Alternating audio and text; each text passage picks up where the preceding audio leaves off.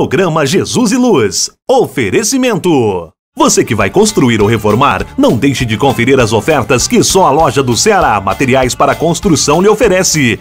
Telhas, portas, tijolos, cimento, cal, areia, pisos de vários modelos e outros acessórios. A loja do Ceará fica na Rua Borba Gato 556, no Recreio dos Bandeirantes. E o telefone é o 3551-6589. Ceará Materiais para Construção.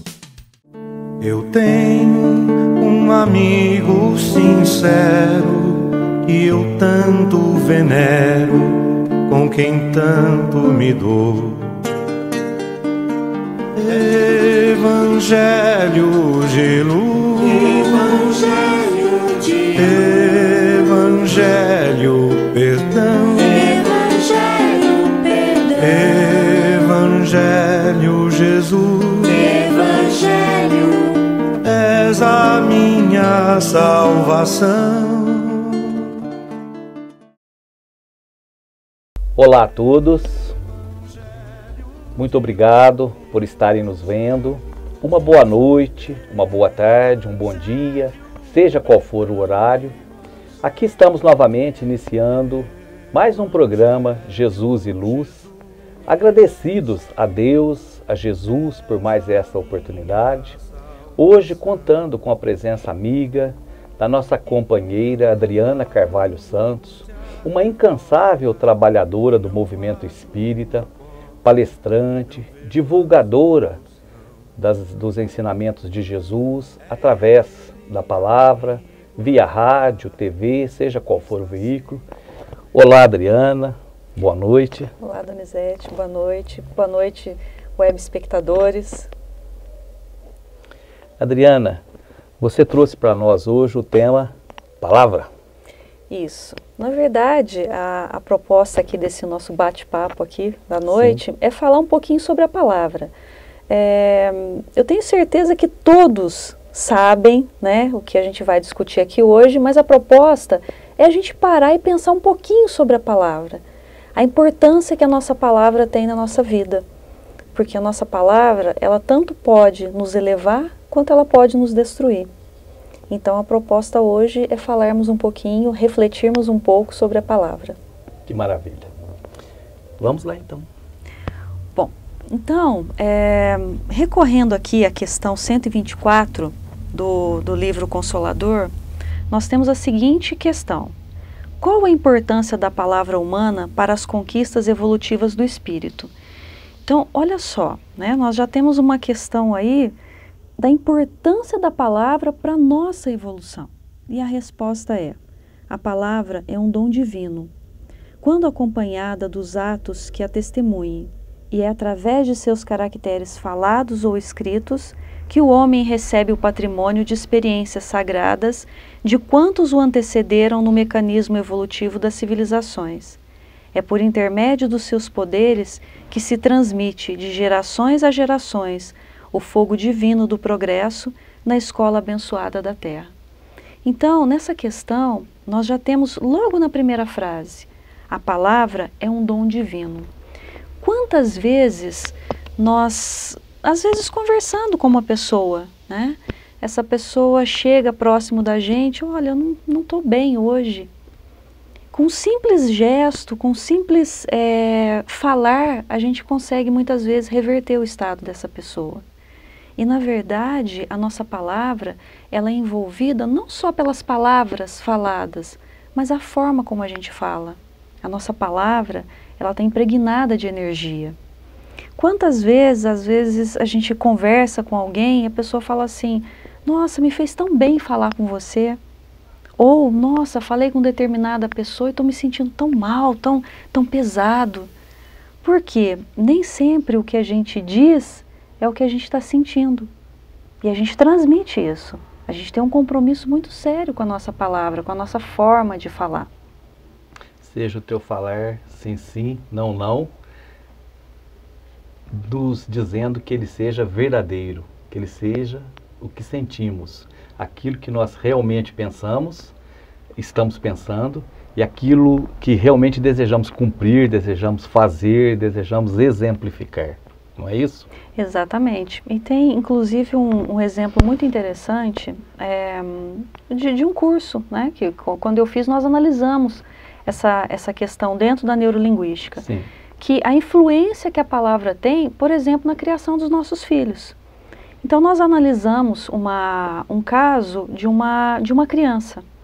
Ela cresceu, né, ouvindo a mãe dizer o seguinte: olha, homem não presta, homem não presta. E sempre quem mantinha financeiramente a casa era a mãe. E aquela criança foi crescendo, ouvindo a mãe dizer: homem não presta, homem não presta. Até que um dia, né, essa criança viu a mãe sendo agredida pelo pai. E a mãe é a figura de ternura, de carinho, é referência, principalmente para as meninas. Né? O que aconteceu? Quando essa jovem entrou na adolescência, ela se interessou por uma outra menina, não por um menino.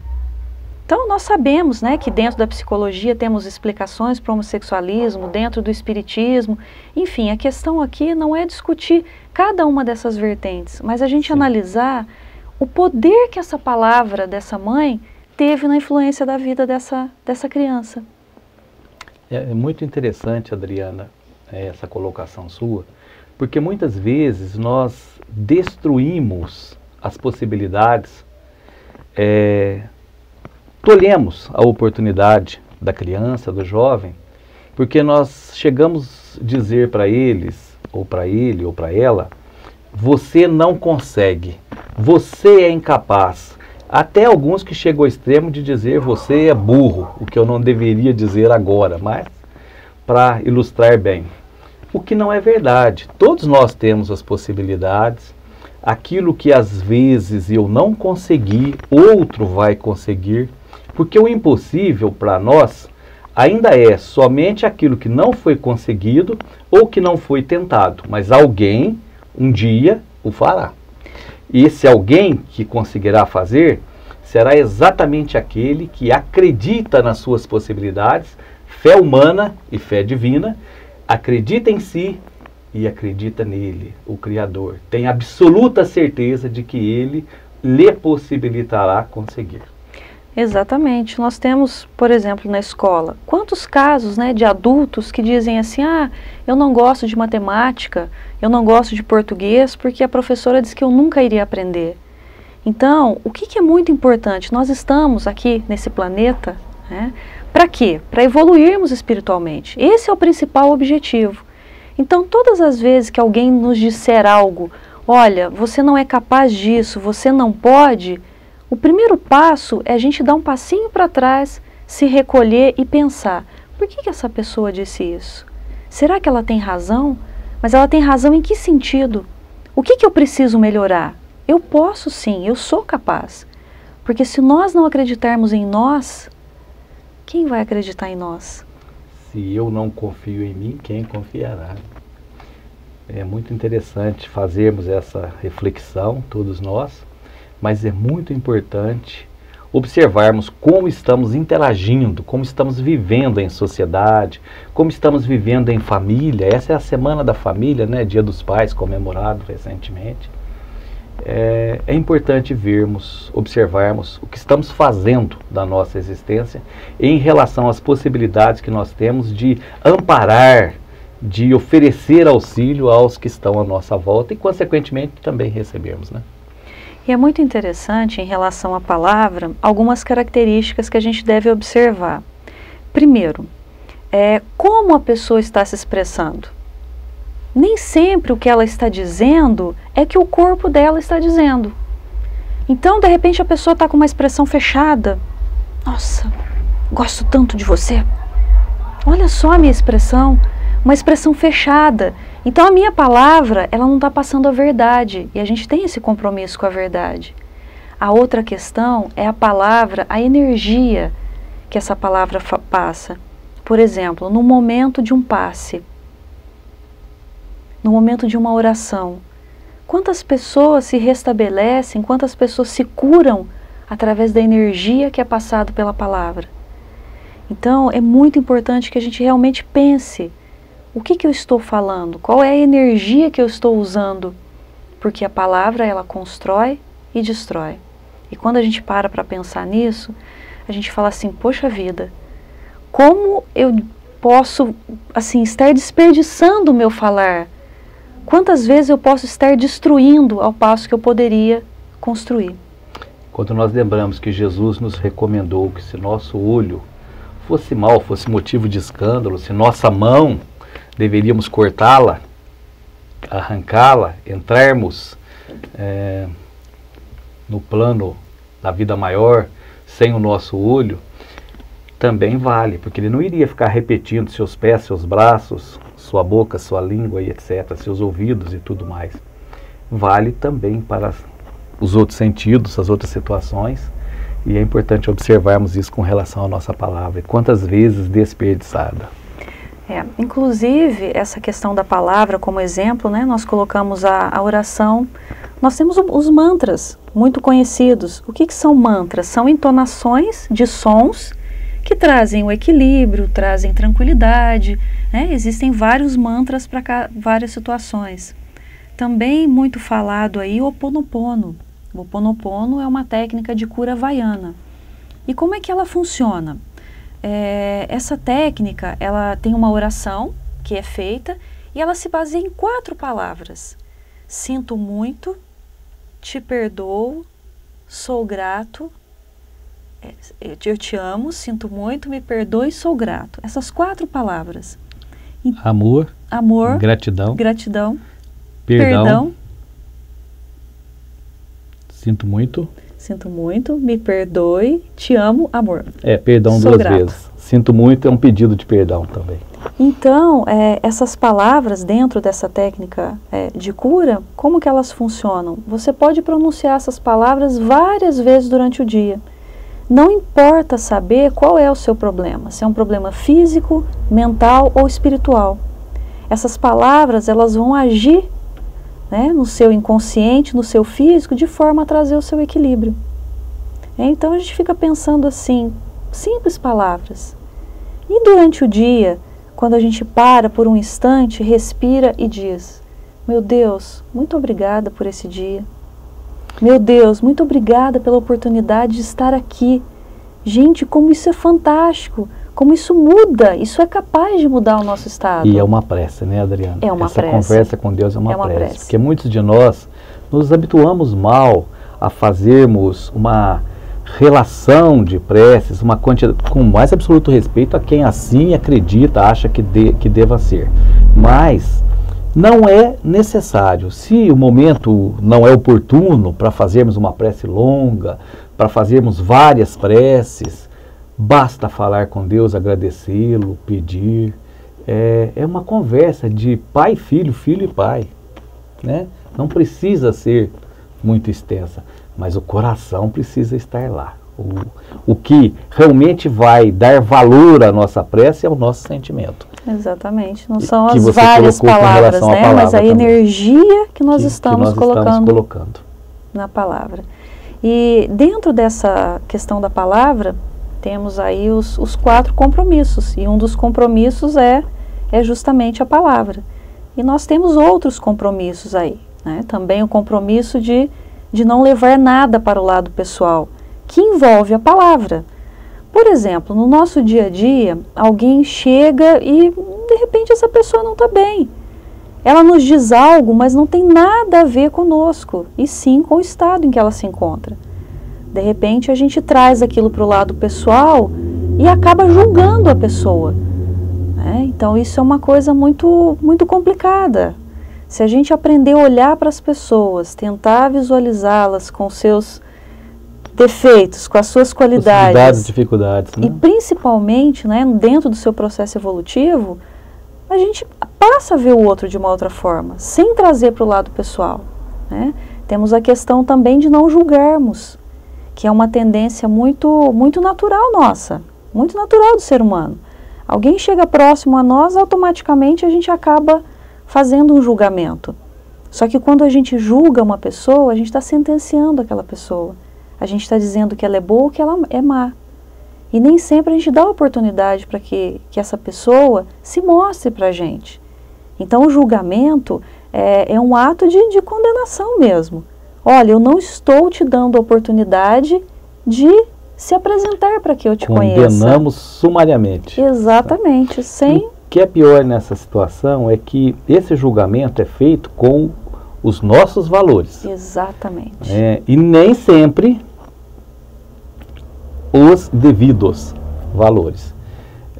Se eu não gosto de determinada coisa, eu nego o direito a que a Adriana goste. E é o direito dela de gostar.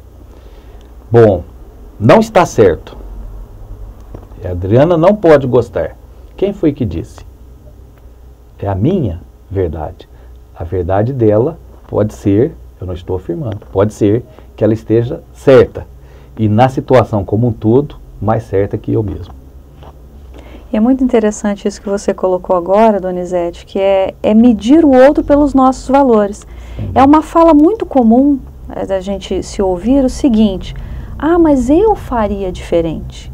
Se fosse eu faria dessa forma. Como se o outro pensasse da mesma maneira que nós, como se o outro agisse da mesma maneira. Então é muito complicado isso, né? Julgar, medir o outro pelos nossos princípios, pelos nossos valores. Você já observou, Adriana? Vou generalizar, ou não, a maioria de nós, para não dizer nós todos, mas somos ainda muito egoístas. Nós quase sempre já começamos essa resposta ou esse questionamento com eu faria assim, eu penso diferente, eu acredito que você está errado ou errada, quase sempre já nos colocando como exemplo o que não somos. Exatamente. Infelizmente. Exatamente. Precisamos nos observar melhor. E dentro desses compromissos, o quarto compromisso é a questão da dar o melhor de si. O que acontece? Esse melhor de si, ele não está vinculado ao tempo. Quantos de nós, às vezes, nos excedemos dentro de uma atividade achando que estamos fazendo o melhor? E, de repente, nós não estamos ali com o coração aberto, nós não estamos ali com a nossa mente. Então, dê o melhor de si. O que é dar o melhor de si? É o que você tem para dar. Porque ninguém dá o que não tem. Às vezes a gente cobra mais compreensão dos nossos amigos, dos nossos familiares. Às vezes essa pessoa, ela não tem essa compreensão para dar. A gente cobra mais amor do nosso companheiro, do nosso filho. Talvez ele não tenha isso para dar. Plantação e colheita, ação e reação. Então é muito importante essa compreensão. Porque a partir do momento que a gente começa a olhar para o outro e entender, tentar entender, não é entender, mas pelo menos tentar entender a história do outro, a gente passa a respeitar. E o respeito pelo outro, isso é muito importante. Então, se eu respeito o outro, eu consigo vê-lo realmente, dentro das suas limitações. Aí eu não julgo e não exijo dele o que ele não tem para dar. É perdoando que se é perdoado, é amando que se é amado. Já nos ensinaram faz tempo, nós é que ainda não aprendemos. Exatamente. E quantas vezes que a gente ouve, né? Eu te amo se você fizer isso. Eu não te amo se você deixar de fazer isso. É um amor condicional. Negociação. Negociação. Amor é liberdade. Ama quem liberta. E essa questão da liberdade, ela está muito ligada também à questão do egoísmo, que foi falado há pouco, né? Também em cima dos meus valores. Então, eu acho que amar e libertar é um aprendizado. Imagine o seu companheiro, a sua companheira, você dizer para ela, olha, isso é bom para você, vai. Eu abro mão da sua companhia, da sua presença, porque eu sei que isso será a sua felicidade. Quantos de nós será que realmente estamos preparados para um amor de liberdade? Estamos mudando o tema, mas vale a pena. É importante observarmos quantas vezes dizem alguns de nós, eu amo aquela pessoa. Mas na maioria, ou em boa parte dos casos, eu amo não aquela pessoa desejando a ela o melhor que a vida possa lhe oferecer, mas desejando dela, na vida, aquilo que de melhor ela possa me oferecer. Então eu amo a mim. Isso é egoísmo. É um amor excessivo. Eu preciso me amar para amar ao outro, mas eu preciso me amar em condições tais que haja a possibilidade desse amor ser estendido e cada vez aumentado ao outro, como a mim mesmo. Não é isso o ensinamento? A partir do momento que eu amo o outro por aquilo que ele possa me oferecer, eu não estou amando o outro, estou amando a mim, e o nome disso é egoísmo. É interessante você dizendo isso. Eu li uma vez um livro e achei muito interessante que ele dizia o seguinte, que o contrário do amor não é o ódio, é o medo. É o medo de perder, é o medo de se libertar, é o medo de acreditar. Então acho que vale a pena pensar um pouquinho sobre isso.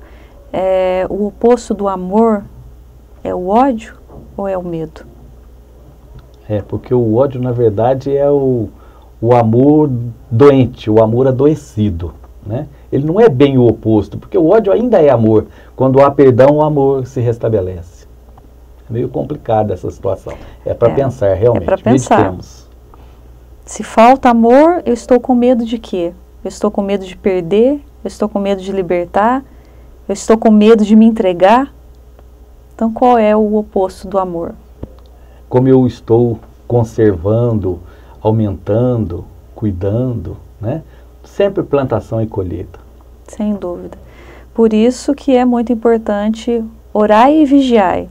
Orar e vigiar os pensamentos, a conduta e principalmente a palavra. Você vai me permitir inverter, vigiar e orar? Exatamente por quê? Para que consigamos nos cuidar até antes da oração. Porque essa oração, sem os devidos cuidados, cai no nosso pezinho. Vai faltar o sentimento que você colocou, tão necessário acrescentarmos nas palavras que tivermos com o nosso Pai, com o nosso Mestre amado. Em relação à oração, existe até um ditado popular que diz o seguinte: cuidado com o que você pede para Jesus, para Deus, porque você pode ser atendido. Muitas vezes nós usamos a nossa palavra, mas nós não sabemos se realmente aquilo é bom, se não é bom. Então, cuidado com o que você pede a Deus, você pode ser atendido. De repente você está pedindo algo que... Prejudicial. De novo a palavra, mal cuidada em pensamento, mas a palavra, já que o pensamento... move. E quando a gente diz, né, analisando aí um pouquinho, palavra maldita. O que é a palavra maldita? Dita com... sem a energia correta, né? Sem o direcionamento correto. Então, realmente, como eu disse, eu tenho certeza que todo mundo tem essa consciência, mas o objetivo é a gente parar e pensar um pouquinho dessa nossa responsabilidade com a palavra. É muito importante fazermos todos nós essa análise e levando em consideração que para a palavra, para expressarmos, antes pensamos. E ao pensarmos, nós movimentamos sentimentos. Esse sentimento que vai ser movimentado, é aí o cuidado do vigiar, pedido junto à oração para todos nós. Vigiar quando, o que, como. Não é a vida do vizinho, não é a vida do outro familiar, mas é vigiar a si mesmo, a nós mesmos. O que estamos fazendo, o que estamos pensando, o que estamos desejando. Porque como você acabou de colocar, pode ser que a gente peça à natureza, às leis da vida, a Deus, nosso Pai, algo que nos seja prejudicial.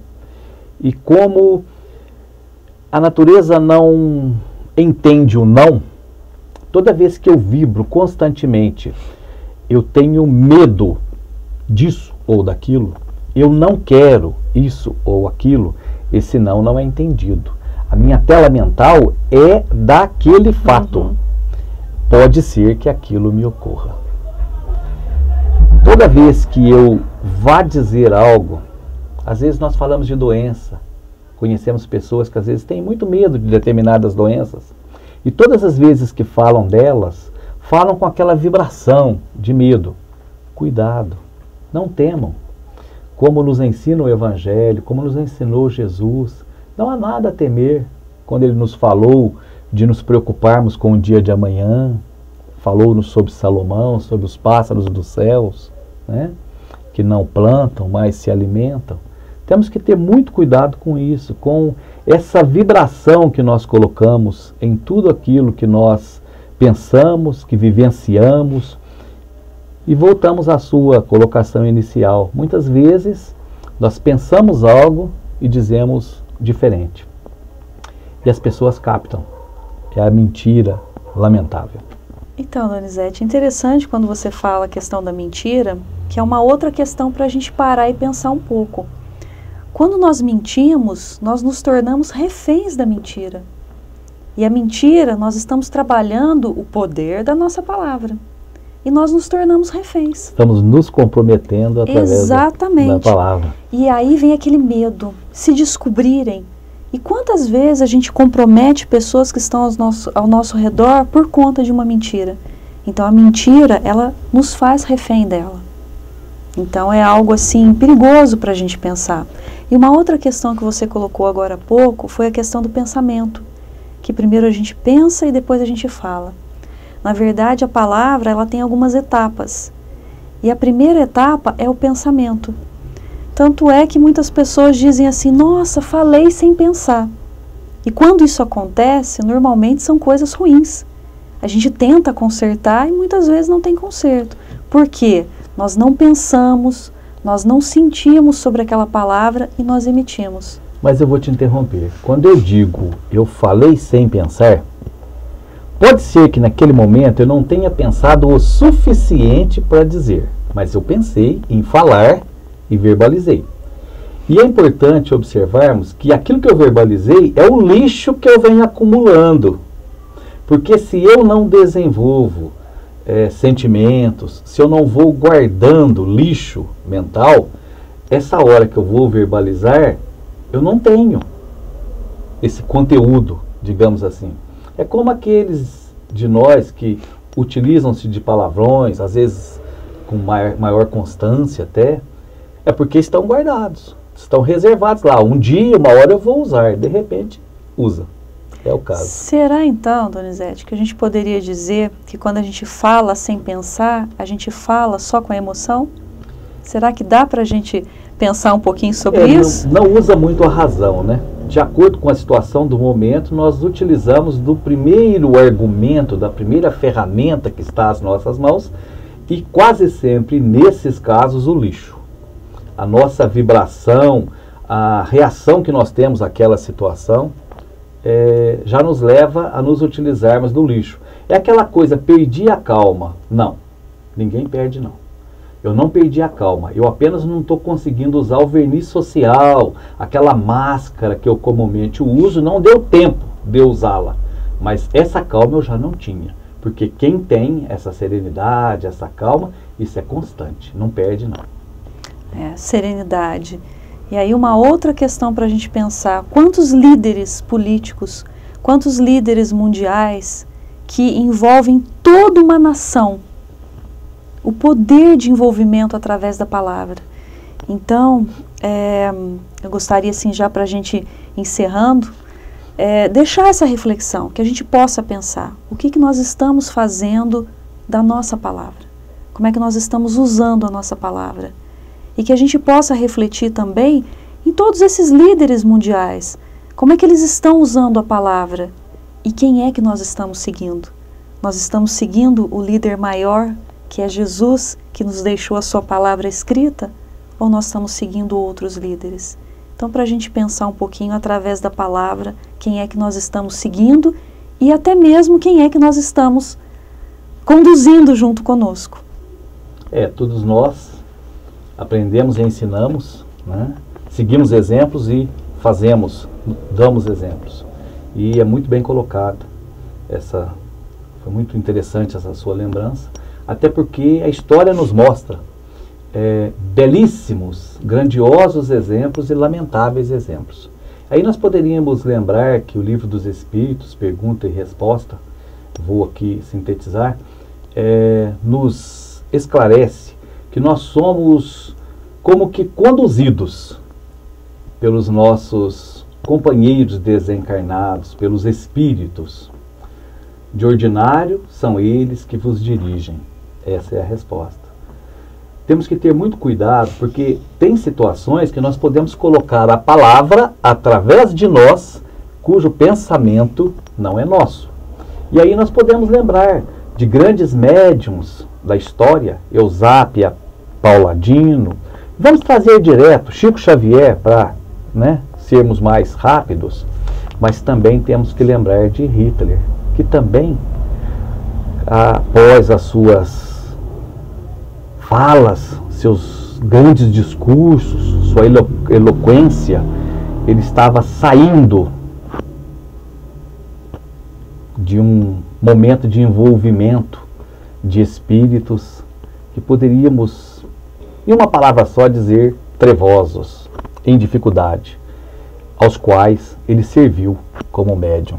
Temos que ter muito cuidado, porque a nossa palavra, o nosso recado que vai chegar até alguém, pode ser um recado de esperança, um recado que eleva, um recado que leva a Deus, um recado que felicita, e pode ser, como você iniciou nos dizendo, também um recado que derruba, que prejudica, que infelicita. Suas considerações finais. Pensemos sobre as nossas palavras, que elas não sejam emitidas simplesmente pela nossa boca, pelo nosso falar, que ela passe primeiro pela nossa mente, pelo nosso coração, para que ela possa chegar ao outro realmente como ela deve chegar.